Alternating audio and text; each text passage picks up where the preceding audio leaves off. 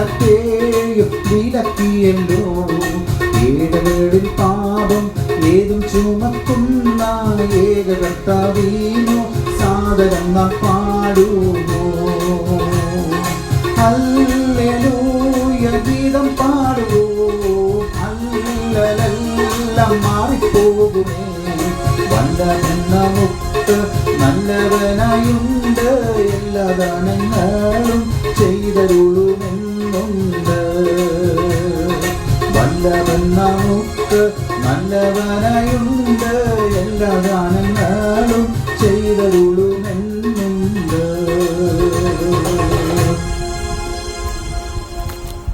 ദൈവനാമത്തിന് മഹത്വമുണ്ടാകട്ടെ.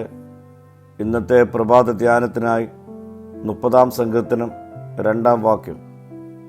എൻ്റെ ദൈവമായ യഹോവേ, ഞാൻ നിന്നോട് നിലവിളിച്ചു, നീ എന്നെ സൗഖ്യമാക്കുകയും ചെയ്തു. തൻ്റെ ശത്രുക്കൾക്ക് സന്തോഷിപ്പാൻ ഇടയാകാതിരിപ്പാൻ തക്കവണ്ണം ദൈവം ദാവീദിൻ്റെ രോഗങ്ങളിൽ നിന്ന് വിടുതലും സൗഖ്യവും നൽകി. യഥാർത്ഥമായി സൗഖ്യം നൽകുന്നവൻ ദൈവം തന്നെ എന്ന് ഈ വാക്യം നമ്മെ ഓർമ്മിപ്പിക്കുന്നു. ദാവീദിൻ്റെ നിലവിളി കേട്ടാണ് ദൈവം സൗഖ്യം നൽകിയത്. ദൈവം വൈദ്യൻ്റെയും മരുന്നിൻ്റെയും സൃഷ്ടാവാണ്.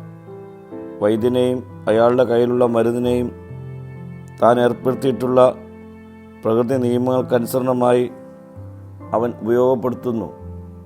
എന്നാൽ വൈദ്യനോടുള്ള നന്ദിയും മരുന്നിനുള്ള വിശ്വാസവും ദൈവാശ്രയത്തിൽ നിന്നും അകറ്റിക്കളയരുത്. പ്രാഥമികമായും പരമമായും നമ്മുടെ വിശ്വാസവും നന്ദിയും ദൈവത്തോട് തന്നെ ആയിരിക്കണം. പ്രിയമുള്ളവരെ, രോഗത്തിൻ്റെ മധ്യത്തിൽ ദൈവത്തോട് നമുക്ക് നിലവിളിക്കാം. അവൻ ഉത്തരം നൽകും. അവൻ്റെ കരം ചലിക്കുമ്പോൾ ഡോക്ടർമാരുടെ കരങ്ങളിലൂടെയും അവർ നൽകുന്ന മരുന്നുകളിലൂടെയും സൗഖ്യം പ്രാപിക്കുവാൻ നമുക്ക് സാധിക്കും. പ്രാർത്ഥിക്കാം. കർത്താവേ, ദാവീദിന്റെ നിലവിളി കേട്ട് ഉത്തരം നൽകിയതുപോലെ അടിയൻ്റെ നിലവിളിക്കും നീ ഉത്തരം നൽകണമേ. മഹത്വം നീ എടുക്കണം.